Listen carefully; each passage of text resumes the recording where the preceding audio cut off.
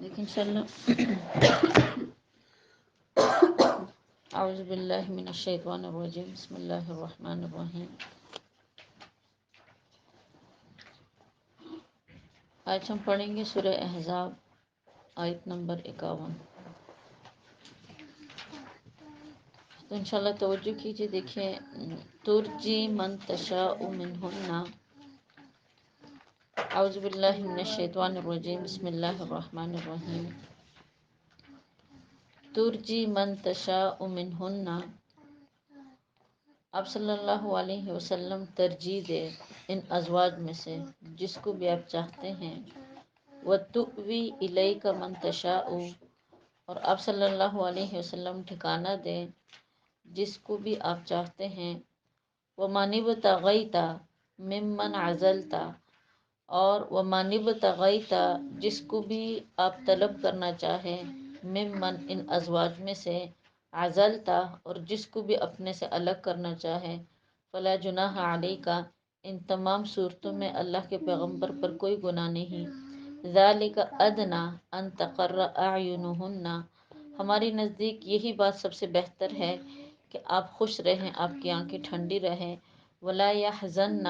اور آپ کوئی تکلیف نہ اٹھائے، کوئی غم نہ کھائے۔ ویرضین، اور اللہ کے پیغمبر راضی رہے، بما آتیتہن، اس چیز کے ساتھ، یعنی وہ عورتیں راضی رہے اس چیز کے ساتھ، آتیتہن کلہن، جو کچھ بھی آپ نے ان کو دیا۔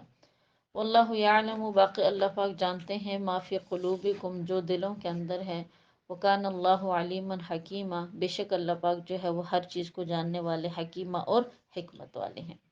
حلیمہ تحمل والے ہیں۔ تو یہاں پر بھی ازواج مطہرات کے بارے میں ہی مطلب کچھ احکامات ہیں۔ یہ جو حکم اس آیت میں بیان کیا گیا ہے، اس کا تعلق بطور خاص اللہ کے پیغمبر صلی اللہ علیہ وسلم کے ساتھ ہیں۔ تو دیکھیے اس آیات میں حکم دیا گیا ہے کہ آپ صلی اللہ علیہ وسلم ازواج مطہرات میں سے جس کو آپ چاہے آپ اس کو اپنے نکاح میں رکھیں، جس کو آپ چاہے بے شک طلاق دے کر فارغ کر دیں، جس کو آپ صلی اللہ علیہ وسلم چاہے رات گزارنے میں، جیسے مطلب باری آپ پر کوئی لازم نہیں ہے، واجب نہیں ہے، جس زوجہ کے ساتھ بھی آپ رات گزارنا چاہے تو آپ کی مرضی ہے۔ اور جس زوجہ کو آپ مال میں وسعت دینا چاہے، یعنی ایک کو زیادہ دینا چاہے دوسرے کو کم دینا چاہے، تب بھی آپ پر کوئی گناہ نہیں ہے۔ اور اگر اسی پر یہ ازواج مطہرات راضی ہے، آپ کو کوئی تکلیف نہیں دیتی، تو پھر تو یہ آپ کی زوجیت کو اختیار کر سکتی ہے۔ لیکن اگر یہ لوگ اس چیز پر راضی نہیں ہیں تو بے شک آپ سے مطلب جدا ہونے کا مطالبہ بھی کر سکتی ہے۔ لیکن یہاں پر جتنی بھی باتیں دیکھی بیان کی گئی ہیں، اس کا تعلق اللہ کے پیغمبر صلی اللہ علیہ وسلم کے ساتھ بطور خاص ہیں، عام مردوں کے لیے حکم نہیں ہے۔ یہاں پر دیکھیں اللہ پاک نے بطور خاص آپ کو یہ اختیار بھی دیا ہے کہ اے میرے حبیب، جس کے ساتھ آپ زیادہ راتیں گزارنا چاہے بے شک آپ گزارے، آپ پر کوئی گناہ نہیں ہے۔ ایک بیوی کو اگر آپ زیادہ دینا چاہے مال و دولت، دوسری کو کم دینا چاہے، آپ پر کوئی گناہ نہیں ہے۔ اگر آپ کسی بیوی کو اپنے سے جدا کرنا چاہے تو بھی آپ پر کوئی گناہ نہیں ہے۔ اب دیکھیے اختیار دینے کے باوجود آپ صلی اللہ علیہ وسلم نے تمام ازواج مطہرات کے درمیان مساوات اختیار کی ہے، پھر بھی اپنے عمل سے۔ سنت طریقہ یہی تھا۔ آپ صلی اللہ علیہ وسلم نے بھی باریاں بھی مقرر کی تھی، ایک رات اگر ایک زوجہ کے پاس تو دوسری رات دوسری زوجہ کے پاس آپ گزارتے تھے۔ مال و دولت میں آپ نے کبھی بھی مطلب ان میں اونچ نیچ نہیں کی، جتنا ایک کو ملتا تھا نفقہ تو تمام کو اتنا ہی ملتا تھا۔ یعنی اللہ نے تو آپ کو اختیار دیا ہے کہ آپ کا مقام اتنا بلند ہے، اے میرے حبیب، آپ کی شان اتنی بلند ہے کہ آپ پر ہم ایسی کوئی پابندی نہیں لگانا چاہتے کہ اس پابندی لگنے کی وجہ سے اللہ کے پیغمبر کو تکلیف ہو۔ لیکن آپ صلی اللہ علیہ وسلم کی عادت مبارکہ، آپ کی سنت یہی تھی کہ آپ نے کبھی بھی تمام ازواج مطہرات کے درمیان جو ہے وہ کبھی بھی یعنی اونچ نیچ نہیں کی، سب کے ساتھ آپ نے برابری کا معاملہ کیا۔ ہاں، حضرت سودا آپ صلی اللہ علیہ وسلم کی ازواج مطہرات میں سے دوسری زوجہ تھی، انہوں نے آخر میں اپنی یعنی باری جو تھی وہ بی بی عائشہ رضی اللہ تعالیٰ عنہ کو دے دی تھی، اس لیے کہ حضرت سودا رضی اللہ تعالیٰ عنہ عمر میں کافی زیادہ تھی، کافی ان کی عمر تھی جب آپ کی زوجیت میں آئی تھی، یعنی سمجھے وہ ایک بوڑھی عورت تھی۔ تو انہوں نے اس ڈر سے کہ ایسا نہ ہو کہ اللہ کے پیغمبر اس شرف سے مجھے مطلب محروم نہ کر دے کہ میں ان کی زوجہ نہ رہوں، یعنی مجھے طلاق دے کے کہیں فارغ نہ کر دے۔ حالانکہ اللہ کے پیغمبر کا ایسا کوئی ارادہ نہیں تھا، لیکن وہ خود دل میں ڈرتی تھی کہ ظاہری بات ہے آپ علیہ السلام بالکل جوان ہیں اور میں ایک بوڑھی عورت ہوں، ایسا نہ ہو کہ اس شرف سے کہیں اللہ کے پیغمبر مجھے محروم نہ کر دے۔ تو انہوں نے آخر میں اپنی باری خود اپنی مرضی سے بی بی عائشہ رضی اللہ تعالیٰ عنہ کو عطا کر دی کہ یا رسول اللہ، جو رات آپ میرے پاس گزارتے ہیں، آپ بے شک میرے پاس مطلب کسی ٹائم زیارت کرنے کے لیے تو آپ تشریف لایا کریں، لیکن یہ ہے کہ رات آپ کس کے پاس گزاریں؟ حضرت عائشہ رضی اللہ تعالیٰ عنہ کے پاس۔ صرف انہوں نے اپنی مرضی سے جو باری دی تھی بی بی عائشہ کو، تو آپ علیہ السلام پھر یعنی 2 راتیں حضرت عائشہ رضی اللہ تعالیٰ عنہ کے پاس گزارتے تھے، اور باقی جو مطلب یعنی ان کی باری بھی باقی ایک ایک رات تمام ازواج مطہرات کے پاس گزارتے تھے۔ کسی چیز میں کمی کوتاہی آپ علیہ السلام نے نہیں کی۔ آپ نے اپنے سنت سے یہ چیز انسانیت کو بتلائی کہ اگر تم ایک سے زیادہ بیوی اپنے نکاح میں رکھنا چاہتے ہو تو کبھی بھی ان میں کیا کرو؟ فرق نہ کرو، ان کے درمیان عام مردوں پر تو باری واجب ہے۔ اگر کسی مرد کی ایک سے زیادہ بیویاں ہیں، یعنی 2 یا 3 بیویاں ہیں، تو اس مرد پر واجب ہے، ضروری ہے کہ اگر وہ ایک کے پاس ایک رات گزارتا ہے تو دوسرے کے پاس بھی ایک رات گزارے۔ اگر ایک بیوی کے پاس وہ 2 راتیں گزارتا ہے، 3 راتیں گزارتا ہے، تو پھر اگلی بیوی کے پاس بھی اتنی ہی راتیں گزارے، یعنی اس پر یہ چیز لازم ہے، ضروری ہے۔ ایک بیوی کو جتنا وہ نفقہ دے گا تو اس پر لازم ہے کہ دوسری بیوی کو بھی اتنا ہی نفقہ دے، خرچہ دے، یعنی وہ کمی کوتاہی نہیں کر سکتا۔ اور حدیث پاک میں آتا ہے کہ جو مرد 2 بیویاں اپنے نکاح میں رکھیں، اس کے باوجود وہ اس میں کمی کوتاہی کرے، یعنی نفقے میں یا پھر برابری میں یا پھر کوئی ظلم وغیرہ کرے، تو قیامت کے دن اللہ رب العزت اس کو اس طریقے سے اٹھائیں گے کہ اس کا آدھا جسم ہوگا اور آدھا جسم نہیں ہوگا، یعنی سخت وعید فرمائی گئی ہے کہ اگر تم اول تو مطلب یہ ہے کہ اگر تمہارے لیے 4 جائز تو ہے، لیکن اس صورت میں کہ اگر تم برابری کر سکو، اور اگر تم برابری نہیں کر سکتے تو سورہ نساء میں اللہ پاک نے بطور خاص حکم دیا کہ فمم یعنی فواحدۃ، ایک ہی تمہارے نکاح میں کافی ہے، تاکہ مطلب تم قیامت کے عذاب اور خوف سے، اگر تمہیں ڈر ہے کہ میں بھی ہم برابری نہیں کر سکتا، تو ایک ہی اپنے نکاح میں رکھو تاکہ اس کی وجہ سے تم گناہ گار نہ ہو۔ تو بہرحال یہ تو شان مصطفیٰ صلی اللہ علیہ وسلم تھی۔ اللہ پاک نے آپ کو ایک عظیم شان عطا کی تھی، آپ کو آپ کا مقام، آپ کی عظمت، آپ کے شان کو بلند کرنا تھا، تو قرآن پاک میں آپ کو اختیار دے دیا کہ آپ جس کو چاہے آپ ترجیح دے، جس کو چاہے آپ نیچے کرے، اس میں آپ پر کوئی گرفت نہیں ہے۔ لیکن میں نے آپ کو بتایا کہ سنت رسول کیا ہے، آپ علیہ السلام نے پھر بھی تمام ازواج مطہرات کے درمیان برابری کی ہے۔ اگلی آیت میں پھر حکم ہے بطور خاص آپ علیہ السلام کو کہ لا یحل لک النساء من بعد، اے میرے حبیب جتنی ازواج آپ کے نکاح میں آ چکی، اس کے بعد مزید کسی بھی عورت سے آپ نکاح نہیں کر سکتے۔ آپ کے نکاح میں 9 ازواج مطہرات تھی، ٹھیک ہے نا؟ 9 کے بعد مزید آپ کے لیے نکاح کی گنجائش نہیں تھی، کس کے بعد مزید آپ نہیں کر سکتے۔ ولا ان تبدل بہن من ازواج، اور نہ ہی آپ کو یہ اختیار ہے مزید کہ یہ جو 9 ہیں اس میں سے کسی کے درمیان جو ہے وہ آپ ایک کو تبدیل کریں، یعنی ایک کو طلاق دے دو اور اس کی جگہ آپ دوسری لے کر آئے۔ اگر آپ کے ذہن میں شکار آ رہا ہے نا کہ ہم تو کتابوں میں 10 پڑھتے ہیں، 11 پڑھتے ہیں، تو دیکھیے وہاں پر آپ کو میں ایک بات بتلاؤں کہ اس میں سے جو حضرت زینب بنت خزیمہ رضی اللہ تعالیٰ عنہ تھی نا، انہوں نے اللہ پیغمبر کی موجودگی میں وفات پائی تھی، ٹھیک ہے نا؟ اور اس کے علاوہ آپ علیہ السلام کی ایک لونڈی تھی، اس کا نام تھا ماریہ قبطیہ، لیکن وہ آپ کے نکاح میں نہیں تھی، وہ آپ کی لونڈی تھی، جن سے ان کا بیٹا حضرت ابراہیم رضی اللہ تعالیٰ عنہ پیدا ہوئے تھے۔ تو اس طرح 11 بنتی ہیں، سمجھ آ رہی نا؟ ویسے تو آپ کی لونڈیاں بہت ساری تھی، لیکن جن سے قربت اختیار کی تھی اللہ کے پیغمبر نے، وہ صرف ماریہ تھی، حضرت ماریہ رضی اللہ تعالیٰ عنہ، اور کوئی نہیں تھی، ٹھیک ہے نا؟ اور ازواج جو آپ کے نکاح میں تھی، یعنی جب تک اللہ کے پیغمبر حیات تھے اور آپ کے نکاح میں اینڈ تک رہی، اور آپ نے جب وفات پائی تو 9 تھی، وہ 9 ہی تھی، ٹھیک ہے نا؟ ویسے تو 10 تھی، لیکن میں آپ کو بتا رہی ہوں کہ اس ٹائم اس میں سے جو ایک بیوی تھی حضرت زینب بنت خزیمہ رضی اللہ تعالیٰ عنہ، جن کا نام تھا، وہ آپ علیہ السلام کے ساتھ 3 ماہ کے مطلب کچھ ماہ رہی تھی، اور اس کے بعد ان کا انتقال ہو گیا تھا آپ کی زندگی ہی میں۔ تو یہ جو اب 9 ہے آپ کے نکاح میں، اس کے علاوہ مزید کسی عورت سے آپ نکاح نہیں کر سکتے۔ ولا ان تبدل بہن من ازواج، اور نہ ہی آپ تبدیل کر سکتے ہیں ان زوجوں کو دوسری ازواج کے ساتھ۔ ولو اعجبک حسنہن، اگرچہ آپ کو کسی بھی عورت کا حسن اچھا لگے، اللہ ہاں، لیکن ماں ملکت یمینوں کا، اگر آپ اپنے پاس لونڈیاں رکھنا چاہیں تو وہ رکھ سکتے ہیں۔ وَكَانَ اللَّهُ عَلَى كُلِّ شَيْءٍ رَقِيبًا، اللہ پاک نے یہ چیز، یعنی اللہ پاک آپ کے ہر عمل پر، ہر چیز پر رب کریم کیا ہے، وہ نگبان ہے۔ جب دیکھیں ازواج مطہرات نے اللہ کے پیغمبر سے نان نفقے کا مطالبہ کیا تھا، اور آپ علیہ السلام کو بہت ناگواری گزری تھی اس بات پر کہ ظاہر بات ہے میں تو دنیا کے لیے آیا ہی نہیں ہوں، میں تو آخرت کے لیے آیا ہوں، تو میری بیویوں نے میری صحبت کے باوجود مجھ سے دنیاوی چیزوں کا مطالبہ کیوں کیا؟ تو آپ علیہ السلام کو اذیت ہوئی تھی، لیکن جب آیت 3 ہم نے پیچھے بات تفصیلاً پڑھی، آپ کو اختیار دیا گیا کہ آپ ان ازواج سے پوچھے، اگر وہ آپ کی صحبت اختیار کرنا چاہتی ہے تو وہ دنیا کو بالکل چھوڑ دے، اور اگر وہ مطلب دنیا کو چاہتی ہے تو پھر وہ آپ کی زوجیت میں نہیں رہ سکتی۔ تو ماشاءاللہ جو بھی ازواج مطہرات تھی وہ اللہ کے حکم سے آپ کے نکاح میں آئی تھی، بہت سمجھدار، عقل مند اور پاک بیویاں تھی وہ، تو ان سب نے اللہ کے پیغمبر صلی اللہ علیہ وسلم کی زوجیت کو اختیار کیا اور دنیا کو انہوں نے کیا کر دیا، ٹکرا دیا۔ اس سے دیکھیں ازواج مطہرات کا ایک اہم عمل ہمارے سامنے آتا ہے کہ انہوں نے آخرت کو تو طلب کیا، لیکن انہوں نے دنیا کو کیا کر دیا، پیچھے چھوڑ دیا۔ آج کل ہمارے معاشرے میں ایسی بہت سی خرافات ہے کہ جس کی وجہ سے اچھی خاصی بچیاں جو ہے وہ گھروں میں بیٹھی ہوئی ہے، ان کی شادیاں نہیں ہو رہی، اور بنیادی چیز جو والدین ترجیح دیتے ہیں وہ مال و دولت کو دیتے ہیں، حالانکہ سنت رسول سے ازواج مطہرات کی مطلب عادات مبارکہ سے ہمیں یہی چیز ملتی ہے کہ کبھی بھی انسان کو دنیا کی چیزوں کو ترجیح نہیں دینی چاہیے۔ قسمت اپنی ہوتی ہے، نصیب میں اگر خوشیاں ہیں نا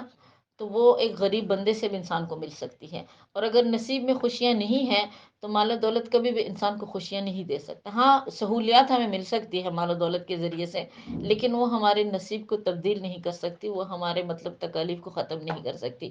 تو ازواج مطہرات جو امت کی مائیں تھیں اور پاکیزہ عورتیں تھیں، انہوں نے دنیا کو ٹھکرا دیا اور اللہ کے پیغمبر صلی اللہ علیہ وسلم کی زوجیت کو ترجیح دے دی کہ یا رسول اللہ ہم آپ ہی کے ساتھ رہنا چاہتے ہیں، ہم کبھی بھی دنیا کو ترجیح نہیں دیں گے۔ تو اللہ پاک کو ان کی یہ عادت یعنی اتنی زیادہ پسند آئی ازواج مطہرات کی، اتنی زیادہ مطلب اللہ کے پیغمبر کو اور اللہ رب العزت کو ان کی عادت پسند آئی کہ جب انہوں نے اللہ کے پیغمبر کو اختیار کیا تو آپ علیہ السلام کا چہرہ مبارک کھل اٹھا، یعنی آپ بہت زیادہ خوش ہوئے، اور اللہ پاک نے ان کی اس عادت کی اتنی قدردانی کی کہ اس کے بعد اللہ کے پیغمبر کے لیے مزید نکاحوں کو اللہ پاک نے کیا قرار دیا، حرام قرار دے دیا کہ مزید آپ نکاح نہیں کر سکتے، بس جتنی ہے اسی پر اکتفا کریں، اگرچہ آپ کو کسی عورت کا حسن ہی کیوں نہ اچھا لگے۔ اول تو دیکھیں میں آپ کو بتاؤں یہ بات کہ آپ صلی اللہ علیہ وسلم معصوم ہے گناہوں سے، اس بات کو ذہن میں رکھیے گا،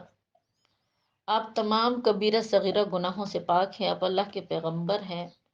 جہاں تک بات ہے کہ قرآن نے اس طرح کے الفاظ ارشاد فرمائے کہ وَلَوْ أَعْجَبَكَ حُسْنُهُنَّ، اگر کسی عورت کا حسن آپ کو اچھا لگے، تو اس میں ساتھ ساتھ اشارہ دے دیا انسان کو کہ اگرچہ میرا حبیب ہے، اللہ فرما رہے کہ میرا پیغمبر ہے، میرا حبیب ہے، اس کو میں نے بہت بلند مقام عطا کیا ہے، اس کی شان اور اس کی عظمت بہت بلند ہے، لیکن اس کے باوجود وہ ایک انسان ہے، اس کے اندر انسانیت والی عادات بھی موجود ہے۔ سمجھ آ رہی ہے نا؟ کچھ لوگ جو نعوذ باللہ اللہ کے پیغمبر کے ساتھ کیا کیا عقیدے لگا کے بیٹھے ہوئے ہیں، عالم الغیب کوئی کہتا ہے، نعوذ باللہ کوئی آپ کو نور کہتا ہے، کوئی کیا کہتا ہے، کوئی کیا، تو ان الفاظ نے ان باتوں کی تردید کر دی کہ شان مصطفیٰ بہت بلند ہے، ہماری سوچ سے بھی بالاتر ہے، اس نبی کا نام لینا بھی ہماری زبانوں کے لیے مطلب گوارا نہیں، ہماری زبانیں اتنی گندی ہے، لیکن پھر وہ ایک انسان ہے، ان کے دل میں کبھی کبھار کسی عورت کا حسن دیکھ کر یہ بات آ سکتی ہے کہ بھئی یہ عورت کتنی خوبصورت ہے، یہ چیز بشریت سے، انسانیت سے کوئی یعنی متضاد نہیں رکھتی۔ تو اس لیے قرآن پاک نے واضح فرما دیا کہ وَلَوْ أَعْجَبَكَ حُسْنُهُنَّ، اے میرے حبیب اگر آپ کو کسی کا حسن اچھا لگتا ہے تب بھی آپ کسی کو زوجیت میں مزید نہیں لے سکتے، ورنہ تو اللہ کے پیغمبر صلی اللہ علیہ وسلم کی زندگی میں آپ کو بتاؤں، دیکھیں انہوں نے تو کبھی کسی عورت کو، جو آپ کے نکاح ہوئے یہ سارے اللہ کے حکم سے ہوئے، اور اس میں بڑی مصلحتیں تھی، اگر ایک ایک زوجہ کی واقعات میں آپ کو سناؤ تو اس میں اللہ پاک نے بڑی مصلحتیں رکھی تھی، بڑی حکمتیں تھی دین اسلام کے لیے، ورنہ تو آپ صلی اللہ علیہ وسلم نے آپ سب کو پتہ ہے کہ اپنے جوانی کا دور ایک ایسی عورت کے ساتھ گزارا کہ جو عمر کا ایک حصہ گزار چکی تھی، حضرت خدیجہ رضی اللہ تعالیٰ عنہ، جو پہلے ہی سے دو مردوں کے نکاح میں رہ چکی تھی، یعنی دو مرد انہوں نے چھوڑ دیے تھے، اور تیسرا شوہر ان کا کون تھا بتائیں؟ آپ صلی اللہ علیہ وسلم۔ آپ علیہ السلام نے 25 سال جب آپ کی عمر تھی، یعنی بالکل عین جوانی کا ٹائم تھا، آپ کا حسن عروج پر تھا، آپ کی یعنی نفسات مطلب جس کو کہتے ہیں خواہشات، وہ عروج پر تھی، اس لیے کہ یہ زندگی، یہ موقع ایسا ہوتا ہے، یہ عمر کس میں انسان کی چاہت خواہش مطلب زیادہ ہوتی ہے۔ اس ٹائم آپ نے کیسے عورت کو ترجیح دی کہ جو پہلے ہی سے بتائیں کیا تھی، وہ دو شوہروں والی تھی۔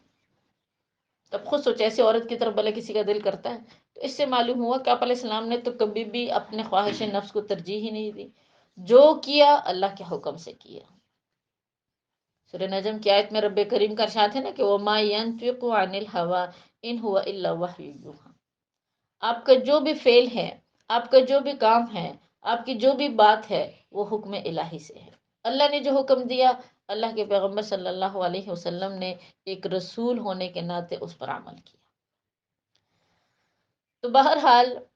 اس کے بعد آپ علیہ السلام کے لیے ازواج مطہرات مزید بیویوں کو اپنے نکاح میں رکھنا اللہ پاک نے حرام قرار دے دیا تھا، اور حکم دیا کہ ہاں اگر لونڈی اپنے پاس آپ رکھنا چاہے، لونڈیوں میں سے بھی یعنی جو غنیمت میں جنگ میں عورتیں ہاتھ آتی ہے، اس کا استعمال مردوں کے لیے باقاعدہ جائز ہے، اب بھی جائز ہے، صرف اس وقت نہیں، اب بھی جائز ہے، جو کافروں کی عورتیں ہوتی ہے۔ لیکن اس آپ علیہ السلام کی لونڈیاں اگرچہ تھی، 3 کے 4 تھی، لیکن آپ نے ماریہ قبطیہ کے علاوہ کسی کی قربت اختیار نہیں کی۔ ماریہ قبطیہ کی جو قربت آپ نے اختیار کی ہوگی، وہ بھی یقیناً حکم الہی سے کی ہوگی، اللہ کے حکم سے کی ہوگی۔ انہی کے بطن سے آپ کا ایک بیٹا پیدا ہوا تھا جن کا نام تھا حضرت ابراہیم رضی اللہ تعالیٰ عنہ، اور انہوں نے مدت رضاعت میں ابھی دودھ پیتا بچہ تھا کہ ان کا انتقال ہو گیا تھا۔ آپ علیہ السلام کو ان کے مرنے کا بھی بہت زیادہ صدمہ پہنچا تھا۔ بہرحال یہاں پر دیکھیں ایک سوال پیدا ہوتا ہے، اکثر جو گمراہ کن فرقے ہیں ان کا یہی سوال ہے کہ نعوذ باللہ نعوذ باللہ، پیغمبر خدا نے خواہش نفس کی وجہ سے اتنے زیادہ نکاح کیے۔ میں آپ کو یہ بات بتا چکی ہوں کہ دیکھیں آپ علیہ السلام نے جو مین جوانی کا ٹائم تھا، وہ تو اپنی ایک ایسی زوجہ کے ساتھ گزارا کہ جو پہلے ہی سے دو مردوں کے پاس سے ہو کر آئی تھی، یعنی دو شوہروں والی تھی، اور تقریباً سب سے زیادہ ٹائم آپ علیہ السلام نے بی بی خدیجہ رضی اللہ تعالیٰ عنہ کے ساتھ گزارا تھا۔ حضرت خدیجہ رضی اللہ تعالیٰ عنہ عورتوں میں سے ایک پاکیزہ عورت تھی۔ آپ صلی اللہ علیہ وسلم کے لیے انہوں نے اپنی جان بھی دے دی، اپنا مال بھی سارا آپ کے قدموں میں دے دیا، سب کچھ اللہ کے پیغمبر کے آگے رکھ دیا کہ یا رسول اللہ، آپ کی مرضی ہے، میرے مال و دولت سے آپ جو بھی کچھ کرنا چاہیں آپ کی مرضی ہے، یا رسول اللہ صلی اللہ علیہ وسلم، میرا ہر فعل آپ کے لیے ہے، آپ جو کچھ بھی کرنا چاہیں تو آپ کریں۔ اس کے بعد جب حضرت خدیجہ رضی اللہ تعالیٰ عنہ ان کا انتقال ہوا، اور انہی کے بطن سے اللہ کے پیغمبر صلی اللہ علیہ وسلم کے بچے پیدا ہوئے، یعنی آپ کی 4 بیٹیاں اور بیٹے، 2 بیٹے۔ بیٹیوں کو تو اللہ پاک نے زندگی دی، اور انہی میں ان سے بھی صرف بی بی فاطمہ رضی اللہ تعالیٰ عنہ سے نسل چلی اور کسی سے نہیں چلی، اور بیٹے تو سب جتنے بھی تھے، ٹھیک ہے نا، 3، وہ مدت رضاعت میں بچپن ہی کی حالت میں ان سب کا انتقال ہو گیا، تو فوت ہو گئے تھے۔ اس کے بعد جب اللہ کے پیغمبر صلی اللہ علیہ وسلم کی عمر تقریباً ہوئی 50 سال، 50 سال کی عمر میں آپ صلی اللہ علیہ وسلم کا جو نکاح ہوا وہ حضرت سودہ رضی اللہ تعالیٰ عنہ سے ہوا۔ حضرت سودہ رضی اللہ تعالیٰ عنہ وہ بھی ایک عمر رسید عورت تھی، وہ بھی بیوہ عورت تھی، اور اسی سال آپ صلی اللہ علیہ وسلم کا جو نکاح ہوا وہ بھی حضرت عائشہ رضی اللہ تعالیٰ عنہ سے ہوا۔ لیکن حضرت عائشہ رضی اللہ تعالیٰ عنہ جو تھی ان کی عمر بہت کم تھی، تو اس وجہ سے اللہ کے پیغمبر صلی اللہ علیہ وسلم نے ان کی رخصتی کرنا مناسب نہیں سمجھی۔ ہجرت کر کے تقریباً آپ علیہ السلام کی عمر جب 54 سال تھی، یعنی اس ٹائم آپ صلی اللہ علیہ وسلم نے پھر ان یعنی رخصتی کی، حضرت عائشہ رضی اللہ عنہ۔ حضرت عائشہ رضی اللہ تعالیٰ عنہ تمام ازواج مطہرات میں ان کو یہ شرف حاصل ہے کہ وہ آپ کی کنواری بیوی تھی، یعنی وہ نہ تو طلاق یافتہ تھی نہ بیوہ تھی، بلکہ وہ کنواری لڑکی تھی۔ ان کی عمر تمام ازواج مطہرات میں سے سب سے کم عمر تھی، بی بی عائشہ رضی اللہ تعالیٰ عنہ کی۔ حضرت عائشہ رضی اللہ تعالیٰ عنہ سے جو نکاح تھا، مسلم شریف کی حدیث مبارکہ میں آتا ہے کہ جب حضرت خدیجہ رضی اللہ تعالیٰ عنہ کا انتقال ہوا، آپ علیہ السلام کو بہت صدمہ گزرا ان کے انتقال کا، بہت زیادہ تکلیف آپ پر گزری، اس لیے کہ وہ آپ کی ایک ایسی بیوی تھی کہ جنہوں نے ہر زندگی کے ہر لمحے میں اللہ کے پیغمبر کا ساتھ دیا۔ تو کہتے ان کے انتقال کے بعد کچھ ٹائم بعد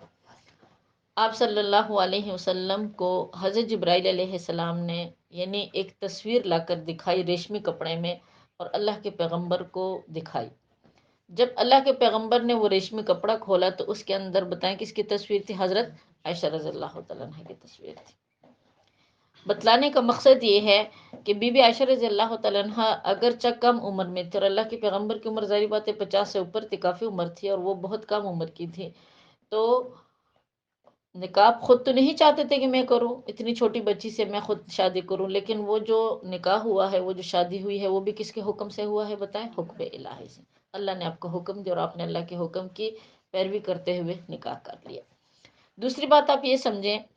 کہ تمام ازواج مطہرات میں حضرت عائشہ رضی اللہ تعالیٰ عنہ آپ کی ایک ایسی زوجہ تھی جنہوں نے دین کا ایک بہت بڑا حصہ اپنے سینے کے اندر ضبط کیا، بہت بڑا حصہ۔ روایات میں آتا ہے یہ آپ صلی اللہ علیہ وسلم، ظاہری بات ہے 54 سال کی عمر جب آپ کی تھی، آپ کے نکاح میں آئی، تو آگے آپ کو پتہ ہے کہ 62 63 سال کی عمر میں اللہ کے پیغمبر دنیا سے رحلت فرما چکے، تو تقریباً 9 سال آپ صلی اللہ علیہ وسلم کے نکاح میں یہ رہی۔ ان 9 سالوں میں بی بی عائشہ نے علم کا ایک ذخیرہ اپنے دل کے اندر محفوظ کیا۔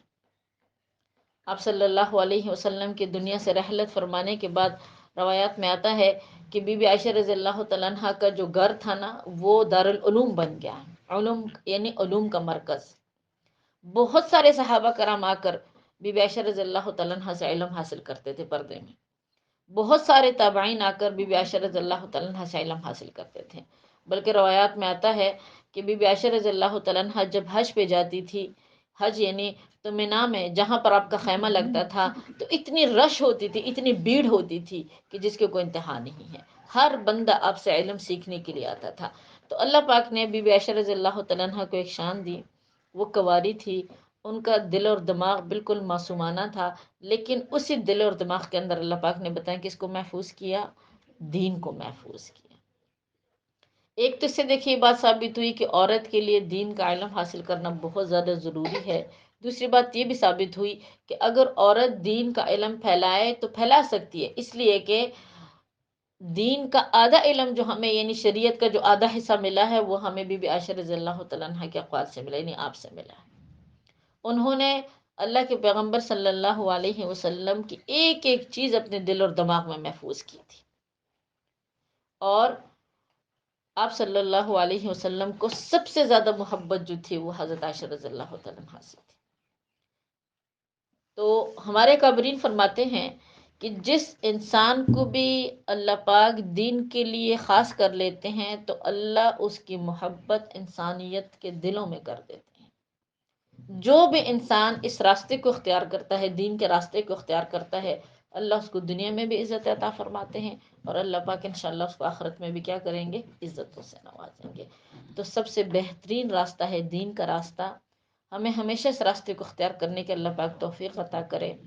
اللہ پاک اپنی رضا کے لیے ہر کام کرنے کے اللہ پاک ہم سب کو توفیق عطا کرے۔ اسی طرح پھر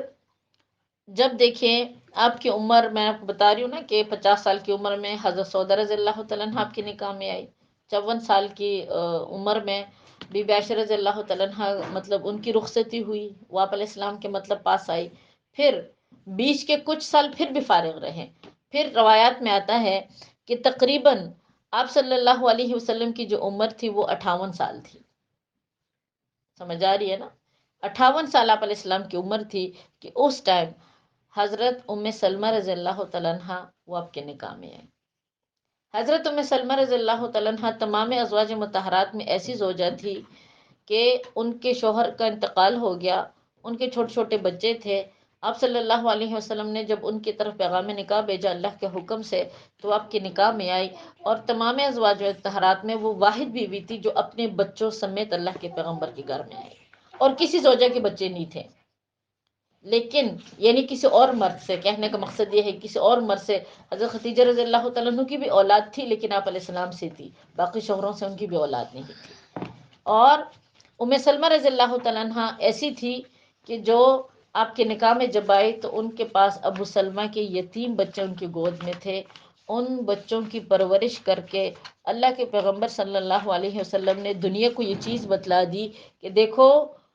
یتیم بچے اگر تمہاری گود میں آئے، کسی کے ستیلے بچے آئے، تو تم ان کے ساتھ کس طریقے سے رویہ اختیار کرو۔ ظاہری بات ہے یہ چیزیں تو امت کو بتلانی تھی نا، تبھی تو سارے نکاح ہوئے اور معاملات پیش آئے۔ اگر آپ علیہ السلام کی نکاح میں کوئی ایسی عورت نہ ہوتی تو امت کو کیسے پتہ چلتا، لوگوں کو کیسے پتہ لگتا کہ بھئی اگر ستیلے اولاد ہماری گودوں میں آ جائے تو ہم نے ان کی پرورش کس طرح کرنی ہے، ہم نے ان کے ساتھ کیا طریقہ اختیار کرنا ہے۔ تو آپ صلی اللہ علیہ وسلم نے ام سلمہ کے تمام بچوں کی پرورش کی،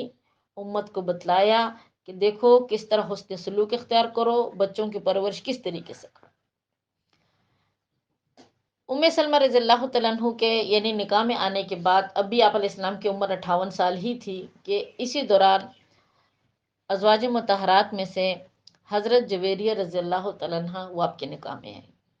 حضرت جویریہ رضی اللہ تعالیٰ عنہ کا واقعہ بھی بڑا عجیب ہے، مختصراً آپ کے سامنے بیان کرتی ہوں۔ یہ قیدی بن کر آئی تھی آپ علیہ السلام کے پاس، بنو مستلق سے ان کا تعلق تھا حضرت جویریہ رضی اللہ تعالیٰ عنہ کا، اور یہ قیدی بن کر آئی تھی۔ جب حضرت جویریہ رضی اللہ تعالیٰ عنہ قیدی تھی، ظاہری بات ہے ایک مطلب قیدی بن کر آئی تھی، تو یہ آپ علیہ السلام کے حصے میں بھی نہیں آئی تھی، بلکہ یہ کسی صحابی کے حصے میں گئی تھی حضرت جویریہ رضی اللہ، بلکہ روایات میں آتا ہے کہ ثابت بن قیس رضی اللہ تعالیٰ عنہ کے حصے میں حضرت جویریہ گئی تھی۔ حضرت جویریہ رضی اللہ تعالیٰ عنہ ایک شان والی عورت تھی، یہ بھی کہتے جب یہ قید تھی تو اس نے جس کے حصے میں گئی، جس صحابی کے یعنی قیس بن ثابت رضی اللہ تعالیٰ عنہ کے، تو حضرت جویریہ نے ان سے کہا کہ تم میرے ساتھ مکاتبت کر لو۔ مکاتب کا مطلب یہ ہوتا ہے کہ اتنی رقم لے کر تم مجھے آزاد کر دو۔ تو اس پر قیس بن ثابت بن قیس رضی اللہ تعالیٰ عنہ جتنے وہ راضی ہو گئے، انہوں نے کہا کہ ٹھیک ہے، اگر تم اتنی رقم ادا کر سکتی ہو تو ٹھیک ہے ادا کر دو، اور میں تمہیں آزاد کر دیتا ہوں، میں تمہیں چھوڑ دیتا ہوں۔ تو کہتی یہ مدد کے لیے اللہ کے پیغمبر صلی اللہ علیہ وسلم کے پاس آئی اور عرض کرنے لگی کہ یا رسول اللہ صلی اللہ علیہ وسلم،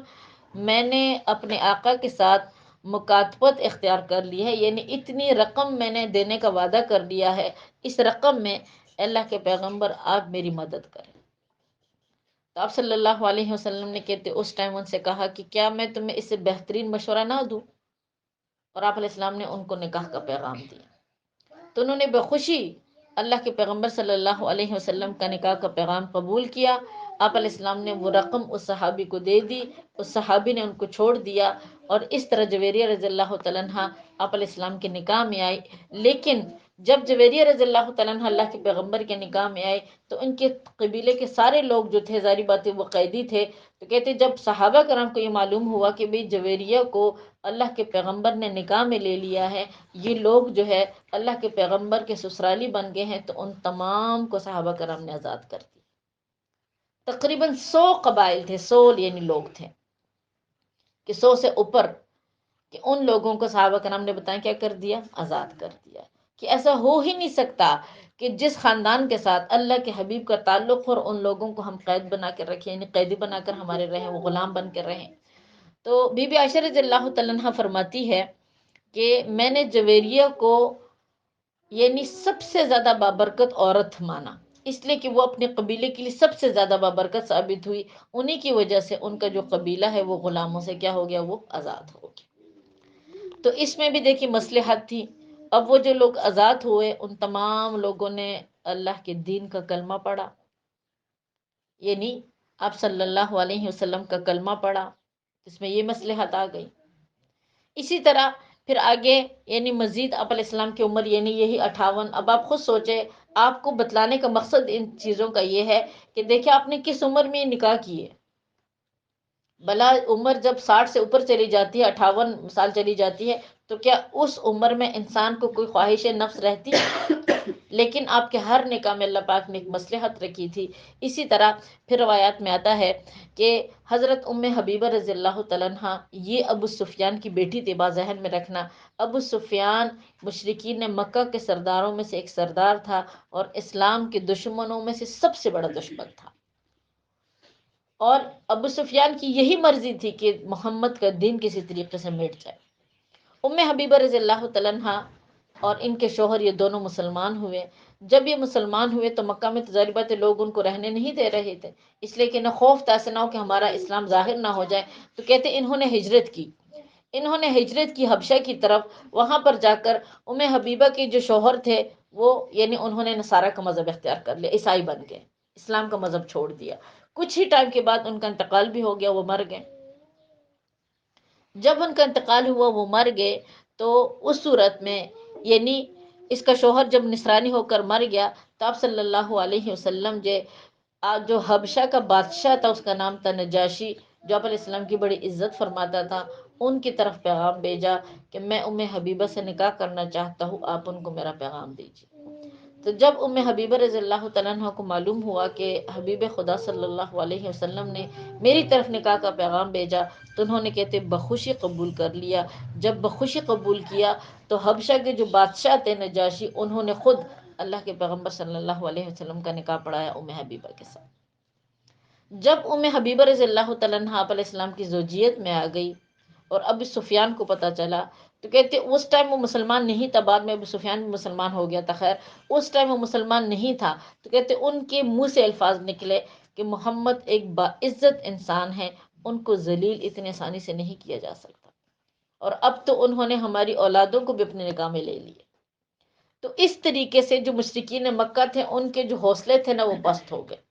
اس لیے کہ دیکھیں اگرچہ ابو سفیان کافر تھا، اس ٹائم مسلمان نہیں تھا، لیکن ان اولاد کی محبت دل میں ہوتی ہے، وہ کوئی بھی ایسا حملہ نہیں کرنا چاہ رہا تھا اللہ کے پیغمبر پر کہ ان کے لیے بھی مسئلہ بنے اور ان کی بیٹی کے لیے بھی مسئلہ بنے۔ تو اس طریقے سے اللہ پاک نے یعنی مشرکین مکہ کے جو زیادہ شر تھے جو ابو سفیان کے ہاتھ میں تھے، وہ جو آپ علیہ السلام کو اذیت اور مسلمانوں کو دیتے تھے، تو اس طرح اس نکاح سے، اس شادی سے وہ تمام اذیتیں بتائیں کیا ہو گئی، وہ ختم ہو گئی۔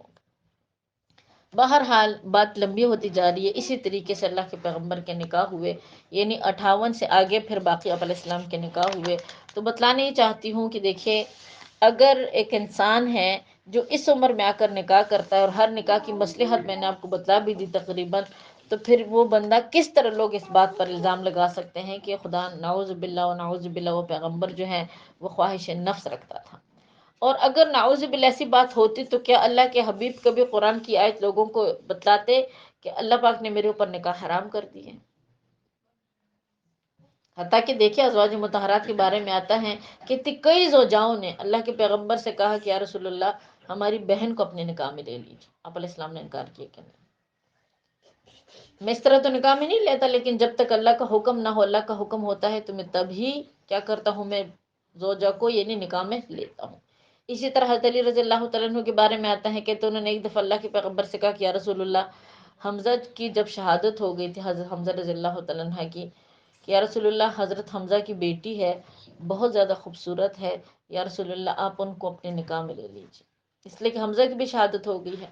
آپ صلی اللہ علیہ وسلم نے فرمایا کہ حمزہ میرے رضائی بھائی تھے، حمزہ میرے کیا تھے؟ رضائی بھائی تھے۔ تو اس سے امت کے لیے مسائل کا استنباط ہوا کہ اگر تمہارا تعلق رضاعت کا کسی کے ساتھ ہے تو ان کے ساتھ بھی تم کیا کر سکتے ہو؟ نکاح نہیں کر سکتے، کہ اگرچہ وہ خوبصورت ہے، جو بھی ہے، رشتے میں میری رشتہ دار بھی ہے، لیکن حمزہ سے کیا ہے؟ میرا تعلق جو ہے وہ رضاعت کا ہے۔ بہرحال آپ علیہ السلام کی جو سیرت ہے، آپ کے تمام واقعات، آپ کے ازواج مطہرات کے تمام واقعات بہت دلچسپ ہے۔ اللہ پاک ہمیں عمل کرنے کی توفیق عطا کریں، ان باتوں کو سمجھنے کی بھی توفیق عطا کریں۔ انشاءاللہ اگلی بات پڑھتے ہیں۔ دیکھیں آگے بیان کیا گیا ہے، یا ایہا الذین آمنوا، اے ایمان والو، لا تدخلوا بیوت النبی، نہ تم داخل ہو پیغمبر صلی اللہ علیہ وسلم کے گھروں میں، الا ان یؤذن لکم، ہاں اگر تمہیں اجازت دی جائے، جب تمہیں اجازت دی جائے تو پیغمبر خدا کے گھر میں داخل ہو جاؤ، الی طعام، کھانے کی طرف، غیر ناظرین انا، لیکن اتنے جلدی تم پیغمبر کے گھر میں نہ جاؤ کہ اس کھانے کے پکنے کا تمہیں انتظار کرنا پڑے، یعنی اتنی جلدی جانے کی ضرورت نہیں ہے، بلکہ جب کھانا تیار ہو جائے تو تب تم جایا کرو۔ ولیکن اذا دعیتم، ہاں جب تمہیں اللہ کا حبیب بلائے، فادخلوا تو تم گھروں میں جاؤ، فاذا طعمتم اور جب تم کھانا کھا چکو، فانتشروا تو تم پھر نکل جایا کرو، یعنی فضول وہاں بیٹھا نہ کرو، اللہ کے پیغمبر کو اذیت نہ دیا کرو۔ ولا مستأنسین لحدیث، وہاں پر بیٹھ کر تم باتوں میں مشغول نہ ہو جایا کرو۔ ان ذالکم کان یؤذی النبی صلی اللہ علیہ وسلم، بے شک تمہاری یہ جو عادت ہے، یہ حرکت ہے، اللہ کے پیغمبر کو اذیت دیتی ہے۔ فیستحیی منکم، وہ پیغمبر تم سے شرماتا ہے۔ واللہ لا یستحیی من الحق، لیکن اللہ رب العزت جو ہے وہ حق بات کرنے سے وہ نہیں شرماتے۔ دوسری بات ارشاد فرمائی کہ وَإِذَا سَأَلْتُمُوهُنَّ، اور جب تم ان ازواج سے سوال کرو، کچھ بھی مانگو، متاعن کچھ بھی سامان، فَاسْأَلُوهُنَّ مِنْ وَرَاءِ الْحِجَاب، تو تم پردے کے پیچھے سے مانگا کرو۔ ذالکم اطہر لقلوبکم، یہ زیادہ پاک کرنے والی چیز ہے تمہارے دلوں کے لیے، وقلوبہن اور ان ازواج کے دلوں کے لیے بھی۔ وما کان لکم ان تؤذوا رسول اللہ، اور نہیں مناسب تمہارے لیے کہ تم تکلیف دو اللہ کے پیغمبر کو، ولا ان تنکحوا اور نہ ہی تم نکاح کر سکتے ہو، ازواجہ ان عورتوں کے ساتھ، من بعدہ ابدا اللہ کے پیغمبر کے اس دنیا کے جانے کے بعد۔ آپ کا اگر انتقال ہو بھی جائے تو ان کے ازواج مطہرات سے کوئی بندہ نکاح نہیں کر سکتا۔ ان ذالکم کان عند اللہ عظیما، بے شک یہ بات اللہ کے نزدیک جو ہے یہ بہت بڑے گناہ کی بات ہے۔ اس میں بہت سارے احکامات آ رہے ہیں، بہت سارے مسائل تفصیلاً آ رہے ہیں، جس کا ٹائم تو اتنا نہیں ہے، اس لیے کہ ایک دفعہ بات شروع کروں گی، کل پھر کلاس بھی نہیں ہونی تو وہ پھر رہ جائے گی، تو انشاءاللہ اس کی وضاحت پھر اگلی کلاس میں کریں۔ حدیث پڑھ لیتے ہیں انشاءاللہ۔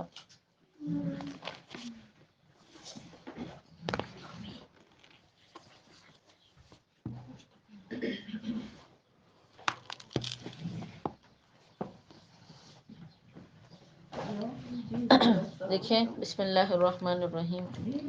اللہم صلی علی سیدنا محمد وعلی آل سیدنا محمد وبارک وسلم۔ عن عائشہ، روایت عائشہ سے قالت فرماتی ہیں کہ ان حمزہ بن عمرو الاسلمی، کہ بے شک حمزہ بن عمرو اسلمی، قال للنبی صلی اللہ علیہ وسلم، انہوں نے فرمایا اللہ کے نبی کریم صلی اللہ علیہ وسلم کے لیے، اصوم فی السفر، یا رسول اللہ میں سفر کی حالت میں روزے رکھوں، وکان کثیر الصیام، اب صلی اللہ علیہ وسلم یعنی فرمایا گیا ہے کہ کثیر الصیام، آپ اکثر